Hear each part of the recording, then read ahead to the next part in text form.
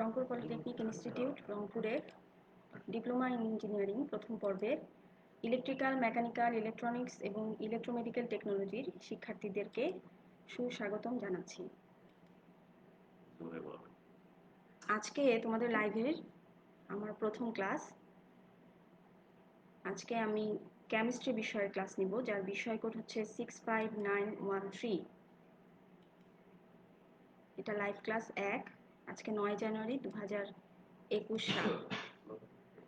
আর আমি Sharmin Farzana, instructor non tech, Rangpur polytechnic institute. তোমাদের এই কেমিস্ট্রি বিষয়ের ক্লাসটি অলরেডি অসীম স্যার শুরু করেছেন এবং তিনি তোমাদেরকে এর মানবন্টন সম্পর্কে গত ক্লাসে বুঝিয়ে দিয়েছিলেন। তারপরও আমি একটু সংক্ষেপে বলতে চাই যে তোমাদের কেমিস্ট্রি বিষয়ে মোট 200 নম্বরের পরীক্ষা হবে। এই 200 নম্বর দুই ভাগে ভাগ হবে, একটি তাত্ত্বিক অংশের জন্য আর একটি হচ্ছে ব্যবহারিক অংশের জন্য। তাত্ত্বিক অংশটিও দুই ভাগে বিভক্ত, একটা ধারাবাহিক মূল্যায়ন আর একটি হচ্ছে চূড়ান্ত মূল্যায়ন, যেটি তোমাদের পর্ব সমাপনী অর্থাৎ প্রথম পর্বের শেষে অনুষ্ঠিত হবে 90 মার্কের। আর ধারাবাহিক যে মূল্যায়নটি আছে সেখানে 60 মার্ক আছে, তার ভেতরে 30 মার্কস থাকবে তোমাদের মধ্যপর্ব পরীক্ষা, আর বাকি 30 marks class test, quiz test এবং তোমাদের উপস্থিতির উপরে। আর তোমাদের যে ব্যবহারিক বিষয়টি আছে সে বিষয়ের ধারাবাহিকে থাকবে 25 মার্কস এবং চূড়ান্ত পরীক্ষায় থাকবে 25 মার্ক। এই হলো মোট 50 মার্ক। এখন তোমাদের যে কেমিস্ট্রি বিষয়ে আশা করছি তোমরা সবাই বই কিনে ফেলেছো। এই কেমিস্ট্রি বিষয়ে আমাদের মোট অধ্যায় থাকবে 10টি। দশম অধ্যায়টি হচ্ছে প্র্যাকটিক্যাল বা ব্যবহারিক রসায়নের, আর প্রথম থেকে নবম অধ্যায় পর্যন্ত তোমাদের পড়তে হবে। এখানে আমি একটি চার্ট দিয়েছি, সেখানে দেখো আমরা একটু জেনে নেই যে এখানে কি কি অধ্যায়ে আছে, অধ্যায়ে আমরা কি কি পড়ব। একদম পড়ার শুরুতেই এই বিষয়গুলো আমরা একটু জেনে নেই, তাহলে আমাদের জন্য পড়তে সুবিধা হবে। প্রথম অধ্যায় আছে দেখো পারমাণবিক গঠন এবং রাসায়নিক বন্ধন। দ্বিতীয় অধ্যায় আছে আয়নিক সাম্যাবস্থা। তৃতীয় অধ্যায় আছে রাসায়নিক বিক্রিয়া, জারণ এবং বিজারণ। অধ্যায় 4-এ আছে পানি বিশোধন। অধ্যায় 5 করসান বা ক্ষয়। অধ্যায় 6 জৈব রসায়ন এবং পলিমার। অধ্যায় 7-এ আছে গ্লাস এবং সিরামিক। অধ্যায় 8-এ আছে সাবান এবং ডিটারজেন্ট। আর শেষ অধ্যায় অর্থাৎ নবম অধ্যায় আছে আমাদের সিমেন্ট, পাল্প এবং পেপার। এখন দেখো আজকে যেহেতু আমরা প্রথম অধ্যায় শুরু করব, একদম প্রাথমিক কিছু জিনিস আমরা শিখব। অধ্যায়ের নাম হচ্ছে পারমাণবিক গঠন এবং রাসায়নিক বন্ধন।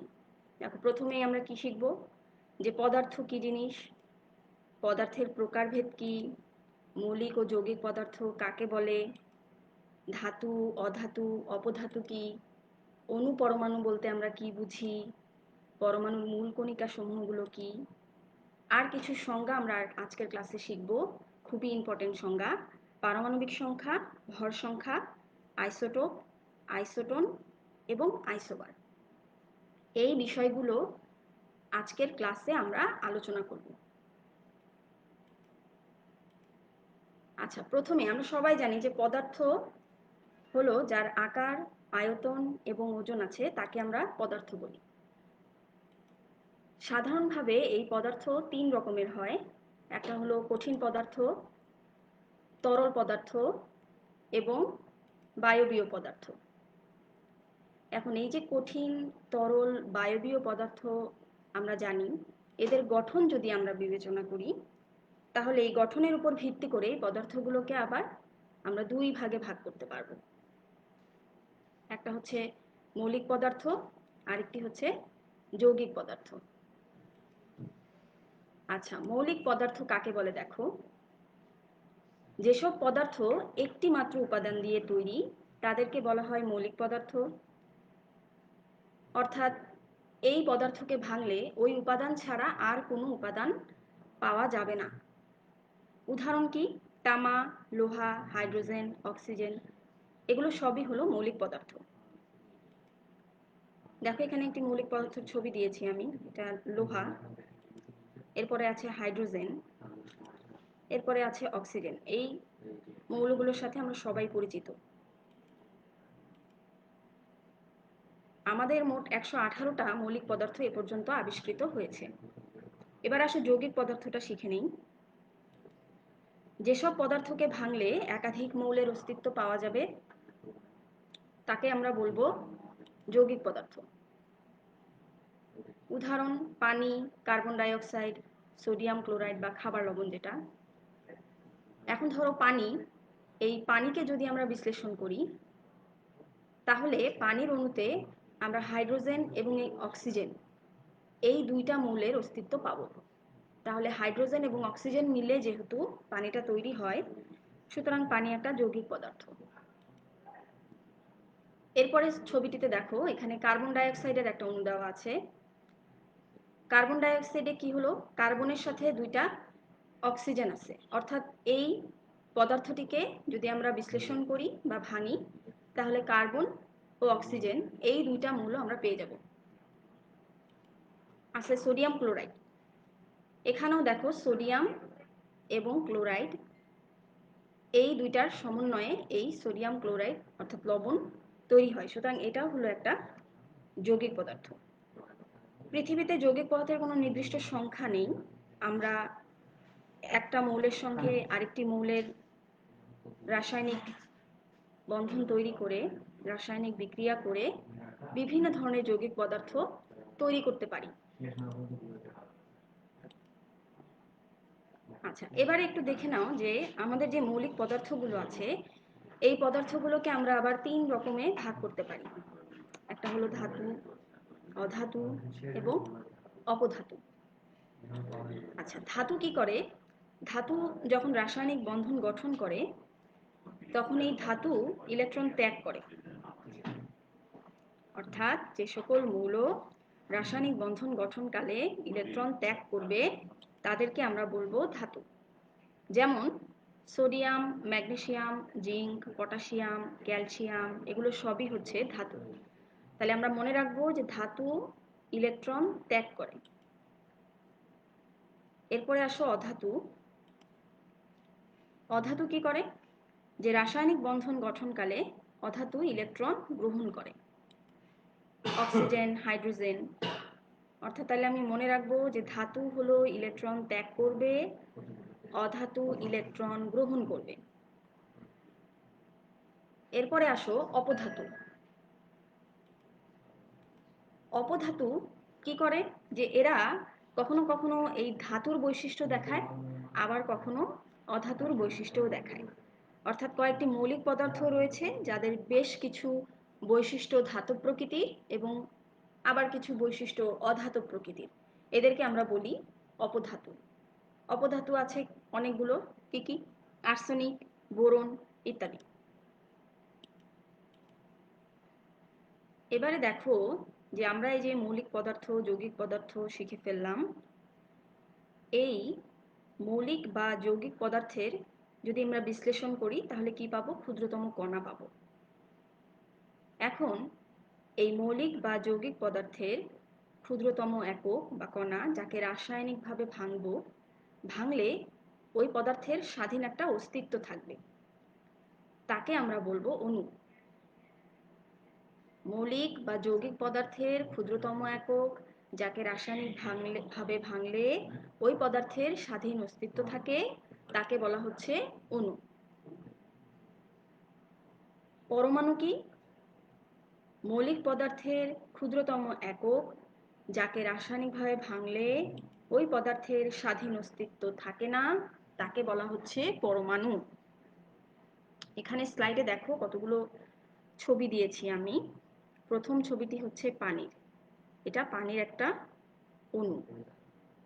এই পানির একটা অণুর স্বাধীন অস্তিত্ব আছে। এখন এই যে অণু, এই অণুর ভেতরে দেখো অক্সিজেনের একটা পরমাণু আছে, হাইড্রোজেনের 2টি পরমাণু আছে। তাহলে আমার পানি তৈরি করতে, পানির একটি অণু তৈরি করতে আমার অক্সিজেনের একটি পরমাণু লাগছে, হাইড্রোজেনের 2টি পরমাণু লাগছে।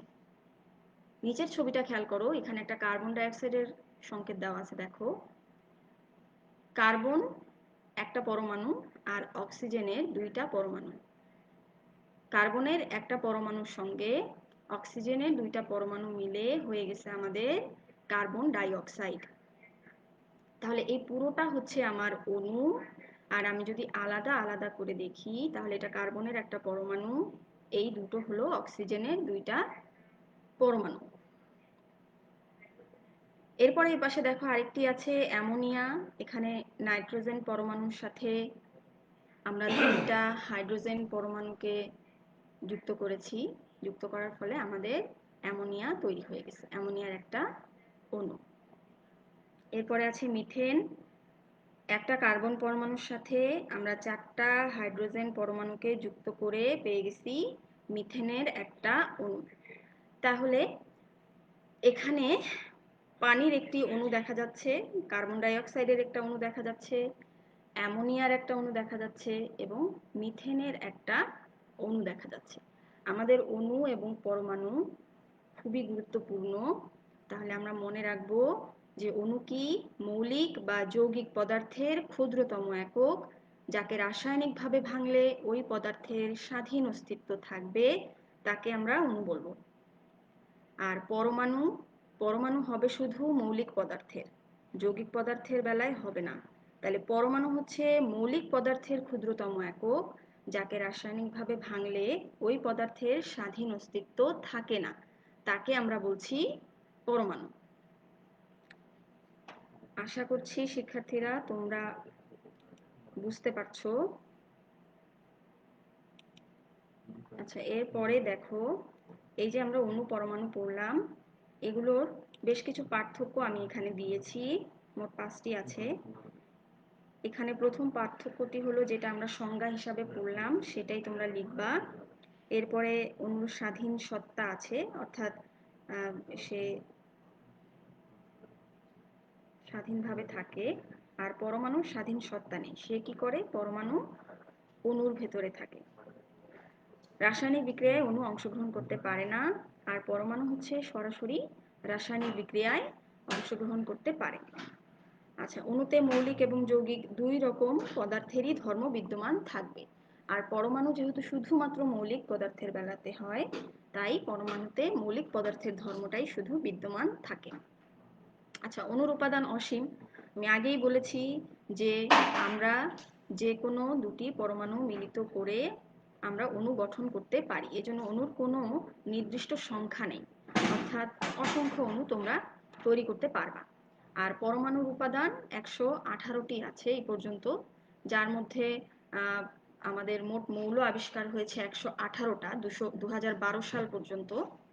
এর ভেতরে আবার 98টা মৌল আমাদের প্রকৃতিতেই পাওয়া যায়, আর বাকিগুলো আমরা ল্যাবরেটরিতে তেজস্ক্রিয়তার মাধ্যমে পেয়ে থাকি। সুতরাং আমাদের যেহেতু মৌলিক পদার্থ হচ্ছে 118টি, পরমাণুর সংখ্যাও কিন্তু 118টি। আচ্ছা, এবারে আরো গুরুত্বপূর্ণ একটা বিষয় তোমাদেরকে পড়াবো, সেটা হচ্ছে পরমাণুর মূল কণিকা সমূহ। আচ্ছা, পরমাণুর মূল কণিকা কি? যেসব অতি সূক্ষ্ম কণা দ্বারা পরমাণু গঠিত তাদেরকে বলা হচ্ছে পরমাণুর মূল কণিকা। অর্থাৎ আমরা যদি পরমাণুকে বিশ্লেষণ করি, পরমাণুকে ভাঙি, তাহলে আমরা দেখব যে কিছু অতি সূক্ষ্ম কণা দ্বারা এই পরমাণুটা গঠিত হয়। এখন এই মূল কণিকা 3 রকমের হয়। একটা হলো স্থায়ী মূল কণিকা, অস্থায়ী মূল কণিকা, আর একটা হলো যৌগিক বা কম্পোজিট মূল কণিকা। এখন এই স্থায়ী মূল কণিকা এরা আবার 3 রকমের হয়, ইলেকট্রন, প্রোটন, নিউট্রন। এটা সম্পর্কে আমরা বিস্তারিত শিখবো একটু পরে। তাহলে স্থায়ী মূল কণিকাগুলো আমার কি কি? ইলেকট্রন, প্রোটন এবং নিউট্রন। এরা পরমাণুর অভ্যন্তরে স্থায়ীভাবে থাকে। প্রত্যেকটি পরমাণুতেই আমরা এই 3টি কণিকা পাবো, শুধুমাত্র হাইড্রোজেন ব্যতীত। আমাদের হাইড্রোজেন পরমাণুতে কোনো নিউট্রন নাই। আচ্ছা, এরপরে অস্থায়ী মূল কণিকা। অস্থায়ী মূল কণিকা পরমাণুর ভেতরে স্থায়ীভাবে থাকে না, এরা কিছু সময়ের জন্য তৈরি হয়, স্বল্প সময়ের জন্য তৈরি হয়। অস্থায়ী মূলকণিকার ভেতরে আছে মেসন, আছে নিউট্রিনো, আছে অ্যান্টি নিউট্রিনো। এরপরে আসবে কম্পোজিট বা যৌগিক মূলকণিকা। আচ্ছা, এরাও পরমাণুর অভ্যন্তরে স্থায়ীভাবে থাকে না, এরা বিশেষ অবস্থায় বিশেষ কিছু পরমাণুতে তৈরি হয়। কম্পোজিট মূলকণিকার ভেতরে আছে ডিউটেরন, আলফা কণিকা, এগুলোকে বলা হয় যৌগিক বা কম্পোজিট মূলকণিকা। আচ্ছা, তাহলে কি হলো যে মূলকণিকা যেসব অতি সূক্ষ্ম কণিকা দ্বারা পরমাণু গঠিত হয় তারা হচ্ছে পরমাণুর মূলকণিকা। মূলকণিকাকে আমরা 3 ভাগে ভাগ করতে পারি, একটা হলো স্থায়ী মূলকণিকা, অস্থায়ী মূলকণিকা, কম্পোজিট বা যৌগিক মূলকণিকা। আচ্ছা, এরপরে আমরা শিখব এই যে স্থায়ী মূলকণিকার 3টা প্রকারভেদ আছে, অর্থাৎ ইলেকট্রন, প্রোটন ও নিউট্রন। এদের স্ট্রাকচারটা দেখবো আমরা, যেটা কোথায় থাকে একটা পরমাণুর ভেতরে। এই ইলেকট্রন, প্রোটন এবং নিউট্রনটা কোথায় থাকে সেটা আমরা একটু দেখে নিই। এই ছবিটাতে দেখো, এই যে পরমাণুর, এটা একটা অ্যাটমিক স্ট্রাকচার, পরমাণুর গঠন। এর ভেতরে একটা নিউক্লিয়াস আছে মাঝখানে। এই নিউক্লিয়াসের অভ্যন্তরে আমার 2টা মূলকণিকা থাকে, একটা হচ্ছে নিউট্রন আর একটা হচ্ছে প্রোটন। এরা দুইজন নিউক্লিয়াসের অভ্যন্তরে থাকে। আর এই নিউক্লিয়াসের বাইরে যে বহিস্থ কক্ষপথগুলো আছে, এই বহিস্থ কক্ষপথগুলোতে থাকবে ইলেকট্রন। তাহলে কি হলো যে একটা পরমাণুর ভেতরে একটা নিউক্লিয়াস থাকে, সেই নিউক্লিয়াসে নিউট্রন এবং প্রোটন নামক 2টা মূলকণিকা থাকে। আর এই নিউক্লিয়াসের বাইরে যে বহিস্থ কক্ষপথগুলো আছে, সেই বহিস্থ কক্ষপথগুলোতে আমরা ইলেকট্রন পেয়ে যাব। আচ্ছা, এবার একটু ইলেকট্রন এর ভর, চার্জ, এরা কোথায় থাকবে, এদেরকে কে আবিষ্কার করেছে, এগুলো একটু দেখে নেই। এগুলো তোমাদেরকে একেবারে সুন্দর করে শিখতে হবে। এখান থেকে ছোট প্রশ্ন হবে অথবা বড় প্রশ্ন আকারেও আসতে পারে যে ইলেকট্রন, প্রোটন এবং নিউট্রনের বর্ণনা দাও। দেখো, প্রথম ইলেকট্রন কণিকা, এটা 1897 সালে বিজ্ঞানী জে থমসন আবিষ্কার করেছেন। এটি কোথায় থাকবে? অবস্থান হচ্ছে নিউক্লিয়াসের বাইরে। নিউক্লিয়াসের বাইরে কোথায়? এই যে আমরা ছবিটাতে একটু আগে দেখলাম যে নিউক্লিয়াসের বাইরে যে বহিস্থ কক্ষপথগুলো থাকে, এই বহিস্থ কক্ষপথেই এই ইলেকট্রনগুলো অবস্থান করে। আচ্ছা, এখন ইলেকট্রনের ভর কত? ইলেকট্রনের ভর হচ্ছে 9.1085 ইন্টু 10⁻⁻28 গ্রাম। আচ্ছা, এখন এই যে ইলেকট্রন, এই ইলেকট্রন হচ্ছে একটা ঋণাত্মক চার্জবাহী কণিকা, যার চার্জ হচ্ছে -1.6 ইন্টু 10⁻⁻19 কুলম্ব। তোমরা যখন খাতায় এই চার্জ লিখবে তখন অবশ্যই পেছনে যে মাইনাস চিহ্ন, ঋণাত্মক চিহ্নটি আছে, এটি অবশ্যই দেবে। তাহলে আমরা কি জানলাম যে ইলেকট্রন হচ্ছে ঋণাত্মক চার্জবাহী কণিকা এবং এর চার্জের মান হচ্ছে -1.6 ইন্টু 10⁻⁻19 কুলম্ব। আসো এরপরে প্রোটন। প্রোটন হচ্ছে 1919 খ্রিস্টাব্দে বিজ্ঞানী রাদারফোর্ড আবিষ্কার করেন। প্রোটন কোথায় অবস্থান করে? প্রোটন অবস্থান করে পরমাণুর নিউক্লিয়াসে। এর ভর হচ্ছে 1.673 ইন্টু 10⁻⁻24 গ্রাম। প্রোটন ধনাত্মক চার্জবাহী কণিকা। দেখো এখানে যে 1.6 ইন্টু 10⁻⁻19 কুলম্ব, এর মানও কিন্তু ইলেকট্রনের মানের সমান, কিন্তু প্রোটন যেহেতু ধনাত্মক চার্জবাহী, এই জন্য এর চার্জের সামনে দেখো ধনাত্মক চিহ্নটা দেওয়া আছে। আচ্ছা, এরপরে আসবো নিউট্রনে। 1932 সালে জেমস চ্যাডউইক নিউট্রন আবিষ্কার করেন। নিউট্রনও কোথায় থাকে? নিউট্রন থাকে পরমাণুর নিউক্লিয়াসে। আচ্ছা, এর ভর কত? 1.675 ইন্টু 10⁻⁻24 গ্রাম। আর নিউট্রন একটা চার্জ নিরপেক্ষ কণা। দেখো, নিউট্রনের কোনো চার্জ নাই, এখানে 0 0 দেওয়া আছে, অর্থাৎ নিউট্রন হচ্ছে চার্জ নিরপেক্ষ কণা। আমাদের একটা পরমাণুতে যে কয়টি প্রোটন থাকে, ঠিক সেই কয়টি ইলেকট্রন থাকে। এখন আমরা হাইড্রোজেন এবং কার্বন এই দুইটা পরমাণু স্ট্রাকচার একটু দেখি। দেখো, এখানে প্রথমটা হচ্ছে একটা হাইড্রোজেন পরমাণু, এর একটা প্রোটন আছে আর বহিস্থ কক্ষপথে একটা ইলেকট্রন আছে। হাইড্রোজেনের পারমাণবিক সংখ্যা হলো 1, অর্থাৎ একটা পরমাণুতে প্রোটন যে কটা থাকবে তার পারমাণবিক সংখ্যাও কিন্তু তাই হবে। দেখো কার্বন পরমাণু, কার্বনের পারমাণবিক সংখ্যা হলো 6। এর যে নিউক্লিয়াস, এই নিউক্লিয়াসে দেখো 6টা প্রোটন 6টা নিউট্রন আছে এবং এর বহিস্থ যে কক্ষপথগুলো আছে সেখানে আমরা 6টা ইলেকট্রন পেয়ে যাব। তাহলে একটা কার্বন পরমাণুতে 6টা প্রোটন থাকবে, 6টা নিউট্রন থাকবে এবং 6টা ইলেকট্রন থাকবে। আরো দুইটা পরমাণু দেখব, অক্সিজেন এবং নাইট্রোজেন পরমাণু। আসলে প্রথমে অক্সিজেনটা দেখে নেই। অক্সিজেনের পারমাণবিক সংখ্যা হলো 8। দেখো এই যে নিউক্লিয়াস, এর নিউক্লিয়াসেও 8টা প্রোটন আছে 8টা নিউট্রন আছে। আচ্ছা, নিউট্রনটা এখানে দেখানো হয়নি, জাস্ট আমরা প্রোটনটাই এখানে দেখিয়েছি ছবিতে। এর বহিস্থ কক্ষপথে ইলেকট্রন আছে 8টা, প্রথম কক্ষপথে 2টি এবং দ্বিতীয় কক্ষপথে আছে,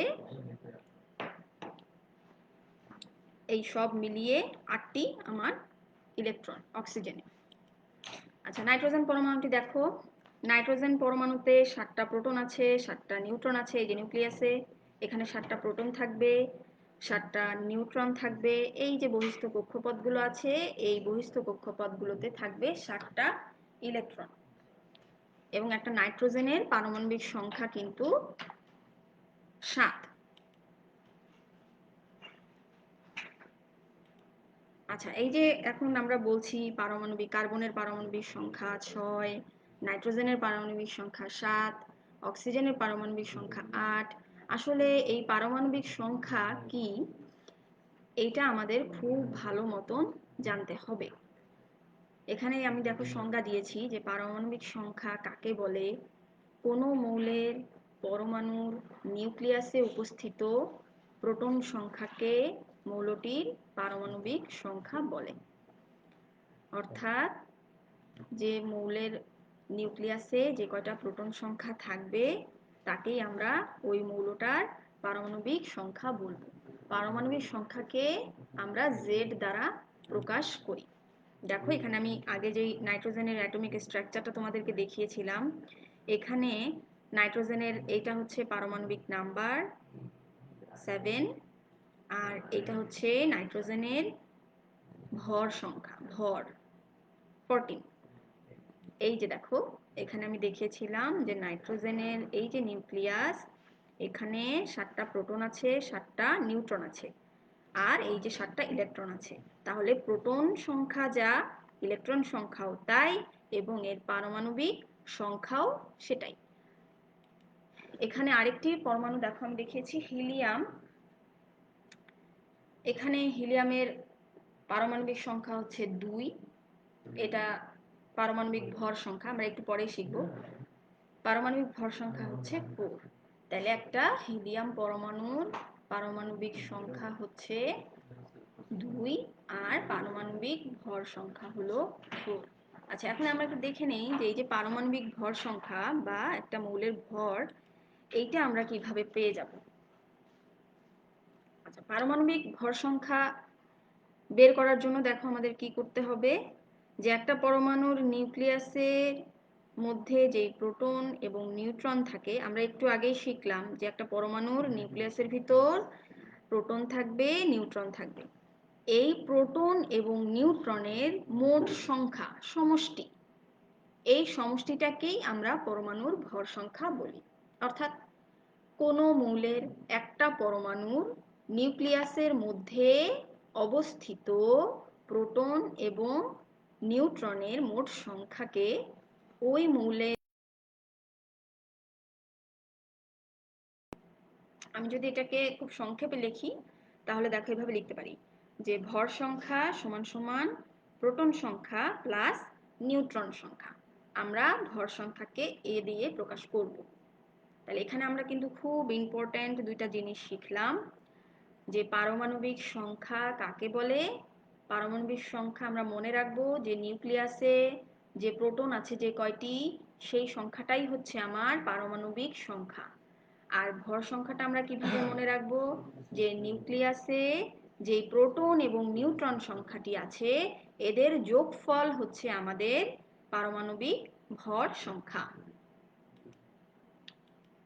আচ্ছা, এরপরে দেখো আমরা আরেকটা ইম্পর্টেন্ট জিনিস শিখব, সেটি হচ্ছে আইসোটোপ। আইসোটোপ আইসোটোপ কি? যে কোনো মৌলের ভিন্ন ধরনের পরমাণু, একটা মৌলের ভিন্ন ধরনের পরমাণু থাকতে পারে, কি হবে, যাদের প্রোটন বা পারমাণবিক সংখ্যা সমান হবে কিন্তু ভর সংখ্যা ভিন্ন হবে। অর্থাৎ প্রোটন সংখ্যা সমান থাকবে কিন্তু ভর সংখ্যা ভিন্ন। ভর সংখ্যা কি? ভর সংখ্যা হচ্ছে আমাদের নিউক্লিয়াসের অভ্যন্তরের প্রোটন এবং নিউট্রন সংখ্যার সমষ্টি।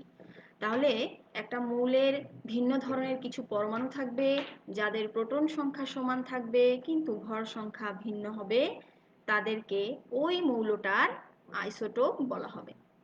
এই যে দেখো, এইখানে আমরা হাইড্রোজেনের 3টা আইসোটোপকে দেখিয়েছি, 3 আইসোটোপস অফ হাইড্রোজেন। এই 3টা হাইড্রোজেনের আইসোটোপের সুন্দর সুন্দর 3টা নাম আছে, দেখো, একটা হচ্ছে প্রোটিয়াম, ডিউটেরিয়াম আর ট্রিটিয়াম। আমরা প্রথমটা দেখি, এগুলো সবই কিন্তু হাইড্রোজেন মৌলের পরমাণু। নাম একটার প্রোটিয়াম, একটা ডিউটেরিয়াম আর একটা হচ্ছে ট্রিটিয়াম। এখানে ছবিটাতে খেয়াল করো, প্রোটিয়াম যেই ছবিটি আছে সেখানে দেখো এর নিউক্লিয়াসে শুধুমাত্র একটি প্রোটন আছে।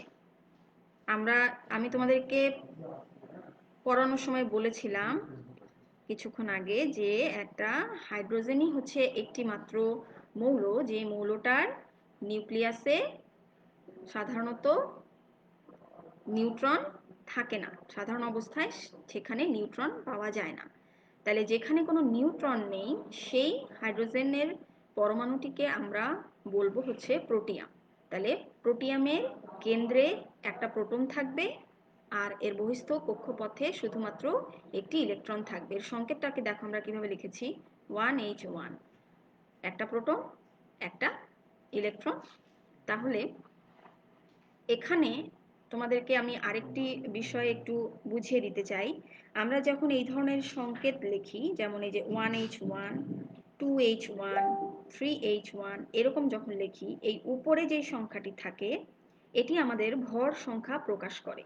অর্থাৎ এ ভর সংখ্যা প্রকাশ করবে এই উপরে যেই সংখ্যাগুলো থাকবে, এই যে উপরে। আর এই পরমাণুগুলোর নিচে এখানে এখানে যা থাকবে এই সংখ্যাগুলো নির্দেশ করবে এর পারমাণবিক সংখ্যা। প্রত্যেকটি মৌলের আলাদা পারমাণবিক সংখ্যা আছে, এই মৌলের পারমাণবিক সংখ্যাগুলো থাকবে কোথায়, এই যে নিচে এখানে। তোমরা খেয়াল করো, ছবিতে ভালো করে খেয়াল করো। আচ্ছা, তাহলে আমি কি বললাম, যে এখানে থাকবে পারমাণবিক সংখ্যা আর এই যে উপরের অংশগুলো এইখানে থাকবে হচ্ছে আমাদের পারমাণবিক ভর সংখ্যা। আচ্ছা, এরপরে আসো তাহলে আমাদের ডিউটেরিয়াম। ডিউটেরিয়ামের ছবিটি খেয়াল করো, দেখো এখানে একটা প্রোটন আছে, একটা নিউট্রন আছে আর একটা ইলেকট্রন আছে। তাহলে ডিউটেরিয়ামে যখন আমি ভর সংখ্যা হিসাব করব, অর্থাৎ এই যে উপরের অংশটা, এটা যখন হিসাব করব, এখানে দুই কিভাবে হলো, এই যে আমার একটা প্রোটন আর একটা নিউট্রন। অর্থাৎ আমরা তো একটু আগে শিখলাম যে ভর সংখ্যা আমরা কিভাবে বের করি, প্রোটন এবং নিউট্রনের সমষ্টি হচ্ছে ভর সংখ্যা। তাহলে একটা ডিউটেরিয়াম পরমাণুর ভর সংখ্যা হবে এই যে 2। এবার আসো ট্রিটিয়ামতে। ট্রিটিয়াম খেয়াল করো, এখানে নিউক্লিয়াসে একটা প্রোটন আছে, সবগুলোতেই দেখো একটা প্রোটন, সবগুলো হাইড্রোজেন পরমাণুতেই একটা প্রোটন আছে। কয়টা নিউট্রন? এখানে 2টা নিউট্রন। তাহলে একটা প্রোটন আর 2টা নিউট্রন মিলে হয়ে গেল 3টা। এই যে দেখো আমাদের এখানে ভর সংখ্যা হচ্ছে 3। তাহলে ট্রিটিয়ামের বেলায় আমি এটা দেখে বলতে পারি যে আমার একটা প্রোটন থাকে, 2টা নিউট্রন থাকে আর একটা ইলেকট্রন থাকে। তাহলে আমাদেরকে যদি বলে যে হাইড্রোজেনের 3টা আইসোটোপের বর্ণনা দাও, আমরা কিন্তু খুব সহজেই ছবি 3টা মনে রাখলেই বর্ণনাগুলো কিন্তু আমরা দিতে পারবো। তাহলে আসো প্রথমে আরেকবার একটু শিখে নেই যে আইসোটোপ কাকে বলে। কোনো মৌলের ভিন্ন ধরনের পরমাণু যাদের প্রোটন বা পারমাণবিক সংখ্যা সমান কিন্তু ভর সংখ্যা ভিন্ন তাদেরকে ওই মৌলের আইসোটোপ বলা হয়। সেখানে আইসোটোপ কয়টা? প্রোটিয়াম, ডিউটেরিয়াম, ট্রিটিয়াম, এই 3টা আইসোটোপ। এবং এদের প্রোটিয়ামে 1টা প্রোটন থাকে, ডিউটেরিয়ামে 2টা থাকে, ট্রিটিয়ামে 3টা থাকে। আচ্ছা, এরপরে আমরা 2টা জিনিস শিখবো, আইসোটোন এবং আইসোবার। দেখো, আইসোটোন আমরা মনে রাখবো কিভাবে? এই যে দেখো, এখানে কার্বন, নাইট্রোজেন, অক্সিজেন, এই 3টা পরমাণুর ছবি আমি দেখিয়েছি এখানে। দেখো, এখানে আমি লিখে দিয়েছি 6টা প্রোটন থাকে, 8টা নিউট্রন থাকে নিউক্লিয়াসের অভ্যন্তরে। তারপরে এখানে আছে 7টা প্রোটন, 8টা নিউট্রন। অক্সিজেনের বেলায় আছে 8টা প্রোটন, 8টা নিউট্রন। অর্থাৎ যে সকল পরমাণুর নিউক্লিয়াসের নিউট্রন সংখ্যা সমান। তোমরা দেখো এখানে কার্বন, নাইট্রোজেন, অক্সিজেন, এই 3টা পরমাণুতেই নিউট্রন সংখ্যা দেখো সমান। খেয়াল করো, ভালো করে খেয়াল করো, নিউট্রন সংখ্যা 3টা দেখো সমান। যাদের এই নিউট্রন সংখ্যা সমান হবে তারা কিন্তু পরস্পরের আইসোটোন, অর্থাৎ কার্বন, নাইট্রোজেন, অক্সিজেন, এই 3টা হচ্ছে আইসোটোন। আচ্ছা, এরপরে আসবো আমরা আইসোবার। আইসোবার কি? যে সকল পরমাণুর ভর সংখ্যা সমান। তাহলে ভর সংখ্যা কোথায় দেখো তো? ভর সংখ্যা কিভাবে হয়? প্রোটন এবং নিউট্রনের যোগ করলে যোগফল হচ্ছে ভর সংখ্যা। তাহলে আমি যদি এখানে যোগ করি, আর্গনের দেখো পারমাণবিক সংখ্যা 18 আর ভর সংখ্যা হচ্ছে 40। এটা কি? পটাশিয়াম। পটাশিয়ামের পারমাণবিক সংখ্যা 19 আর ভর সংখ্যা হচ্ছে 40। ক্যালসিয়াম পারমাণবিক সংখ্যা 20, ভর সংখ্যা হচ্ছে 40। প্রত্যেকটার ভর সংখ্যা দেখো 40। তাহলে আমি এই প্রোটন এবং নিউট্রন যোগ করব, প্রোটন নিউট্রন যোগ করব, প্রোটন নিউট্রন যোগ করব, আমরা ভর সংখ্যা পেয়ে যাব। মনে রাখবো, আইসোবার হচ্ছে যে সকল পরমাণুর ভর সংখ্যা সমান তাদেরকে বলবো আমরা আইসোবার। তাহলে আইসোটনের নিউট্রন সংখ্যা সমান থাকবে আর আইসোবারের ভর সংখ্যা সমান থাকবে।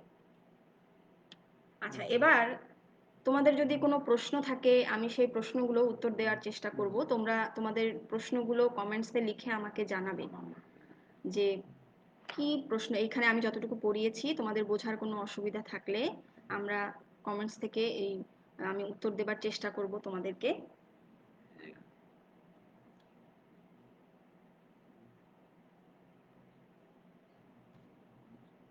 আচ্ছা, আমি যতগুলো কমেন্টস পড়লাম এখন পর্যন্ত আমি তেমন কোনো প্রশ্ন পাইনি। তোমরা দরকার হলে আবার আমার ভিডিওটি দেখে নিয়ে আর প্রশ্ন করতে চাইলে প্রশ্ন করতে পারবে।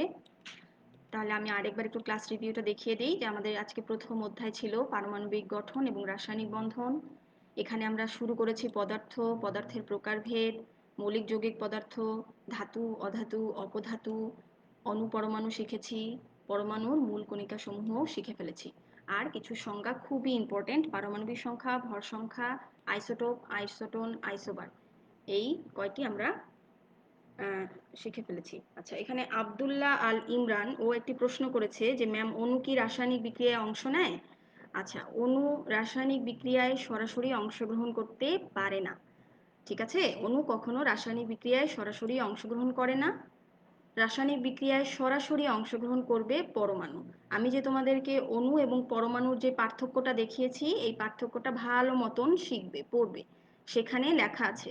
ঠিক আছে, এবারে দেখো আগামী ক্লাসের পাঠ, অর্থাৎ আগামী যেই ক্লাসটা হবে সেই ক্লাসে আমরা কি কি শিখবো তোমরা একটু বইটা খুলে এগুলো জাস্ট একবার রিডিং পড়বে ভালো করে, যাতে করে আমি নেক্সট ক্লাসটা যখন নিব তখন যাতে তোমাদের বুঝতে সুবিধা হয়। একটু জানা থাকলে তখন বুঝতে সুবিধা। একটু জাস্ট রিডিং পড়বা। দেখো কি কি শিখবো: পলির বর্জন নীতি, আউফবাউ নীতি, হুন্ডের নীতি, ইলেকট্রন বিন্যাস, পারমাণবিক ভর, মৌলের তুল্য ভর, আণবিক ভর, মোল, তারপরে মোলার আয়তন, প্রতীক, যোজনী, সংকেত, এই বিষয়।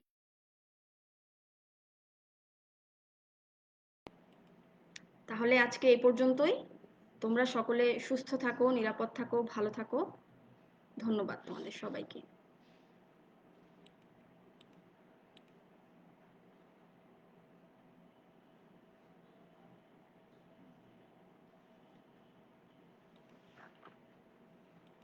ক্লাস সুন্দর হয়েছে।